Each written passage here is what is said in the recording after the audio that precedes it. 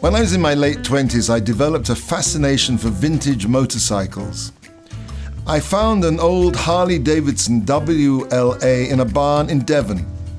The American Army had brought thousands of these motorcycles across for the D-Day landings, and this one hadn't made it across the Channel in 1944 and had laid buried for 30 years. The WLA was an ideal military bike because it had plenty of wiggle room.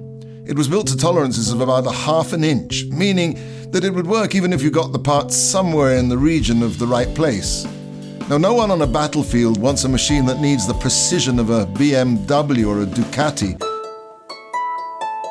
In Judaism, there's a concept called bidieved, an untranslatable word which is usually translated as after the fact. The concept of bidieved is that a mitzvah has an ideal way of performance, that's called lechatchila, but there's also a degree of latitude that, while not ideal, will still cause the mitzvah to take its effect. The WLA was the ultimate example of bidieved. I was thinking what a tremendous kindness of Hashem it is that He allowed the existence of bidieved. Was there anyone who ever lived who was able to hit the mark every day, all day, who never let his performance of a mitzvah drop below 100%? A mitzvah is the will of Hashem. There can be no bidieved where Hashem Himself is concerned. The will of Hashem is one, just as He is one.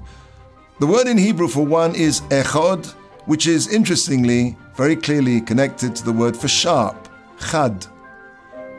The two sides of a blade meet at its sharpest point, where the two is closest to being one, chad, echad.